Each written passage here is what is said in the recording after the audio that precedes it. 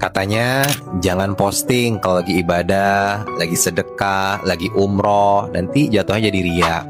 Katanya jangan posting quotes-quotes hadis atau ayat Quran, nanti dibilang sok alim. Tapi kata Allah, wa amma bi ni'mati rabbika fahaddits. Atas semua nikmat Allah yang diberikan padamu, siarkanlah, nyatakanlah, posting, share sebanyak-banyaknya, nggak apa-apa. Dunia sosial media kita hari ini dipenuhi dengan berbagai berita tentang keburukan, kejahatan, LGBT, dan hal-hal yang tidak baik lainnya.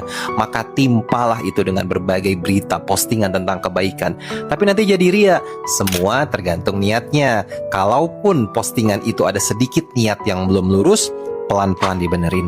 Tapi postingan tentang kebaikan itu bisa jadi menjadi wasilah kebaikan bagi banyak orang, dan kita pun akan mendapatkan pahalanya.